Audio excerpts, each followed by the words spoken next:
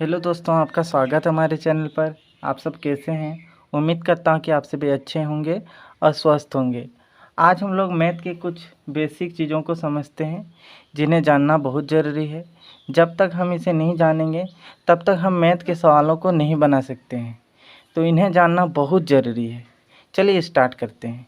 तो यहाँ 1 नंबर में लिखा है कि किसी संख्या में शून्य का गुणा किया जाता है या शून्य में किसी संख्या का गुणा किया जाता है तो गुणनफल सदैव शून्य प्राप्त होता है। ठीक है, तो बोला गया है कोई संख्या है, यदि किसी संख्या को हम शून्य से गुणा करेंगे, यहाँ संख्या को a से दिखाया गया है, तो जब हम संख्या को शून्य से गुणा करेंगे तो उसका जो गुणनफल प्राप्त जो होगा वो शून्य होगा। या तो आप ऐसे समझिए कि शून्य है और शून्य को हम संख्या से गुणा कर रहे हैं, यहाँ a जो है वो संख्या है, तो शून्य से जब हम संख्या को गुणा करेंगे तो उसका भी मान यहाँ शून्य होगी। एग्जाम्पल के तौर पर यहाँ पर 4 गुना 0 है, तो ये 4 जो है यहाँ संख्या है।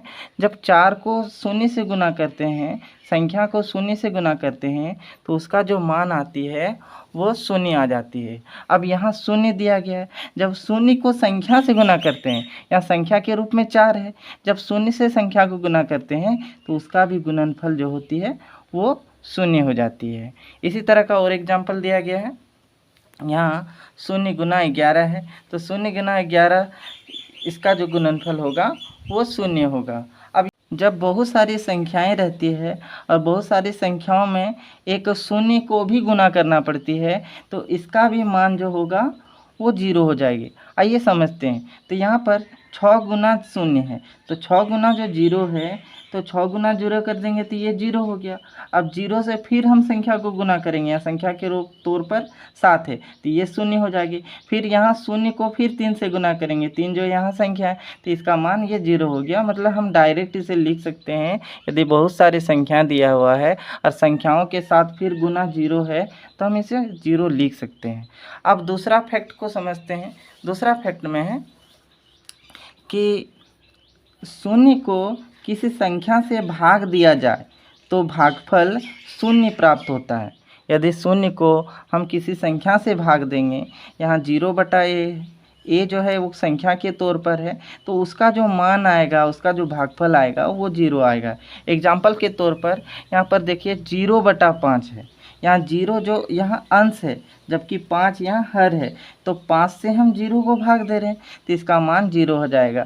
अगर यहाँ 0/21 है तो यहाँ पर संख्या के तौर पर 21 है, तो इसका भी मान यहाँ 0 होगी। अब यहाँ 0/617 है तो इसका भी मान 0 होगा। मतलब कितनों भी बड़ा संख्या रहे, अगर हम किसी भी संख्या से शून्य को भाग देते हैं तो उसका मान जो होगा वो 0 हो जाती है। अब यहाँ हम तीसरे फैक्ट को समझते हैं। यहाँ पर बोला गया है किसी संख्या को शून्य से भाग दिया जाए तो भागफल अनडिफाइंड प्राप्त होता है।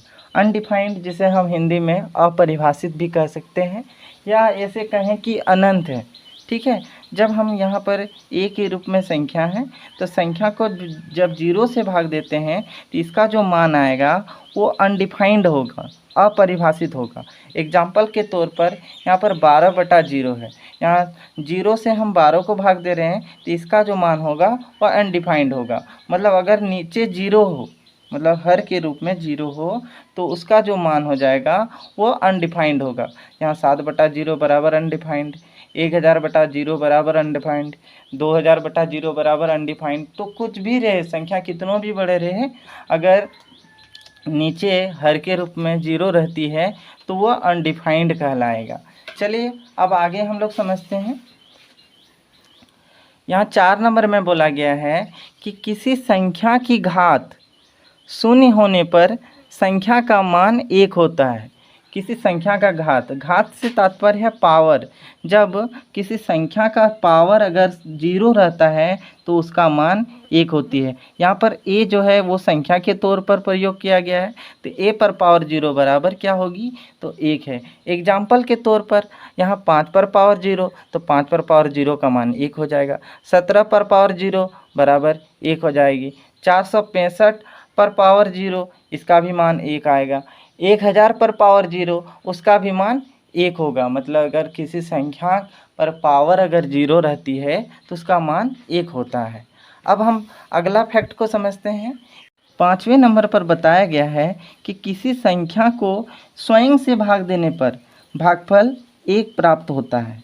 तो यहाँ पर देखिए a/a, यहाँ संख्या के तौर पर a है, तो a/a जिसका मान वो 1 होगा। मतलब अगर हम 2 को 2 से भाग देंगे तो उसका मान 1 आएगा, 3 को 3 से भाग देंगे तो उसका मान 1 आएगा। तो यहाँ एग्जाम्पल के तौर पर यहाँ लिखा गया है 8/8, तो इसका मान 1, 18/18 इसका भी मान 1, 21/21 इसका भी मान 1 आ जाएगा। लेकिन अगर 0/0 रहे तो इसका जो मान आ जाएगा वो नॉट डिफाइंड रहेगा, अनडिफाइंड रहेगा, या हम ऐसे कह सकते हैं कि यह अपरिभाषित रहेगा। ठीक है। अब हम लोग 6 नंबर को समझते हैं। तो यहाँ 6 नंबर में बोला गया है कि किसी संख्या को 1 से गुना करने पर, या मतलब कोई संख्या है और संख्या को हम 1 से गुना करते हैं, 1 से गुना करने पर या 1 को किसी संख्या से गुना किया जाता है तो उसका मान वही संख्या प्राप्त होता है।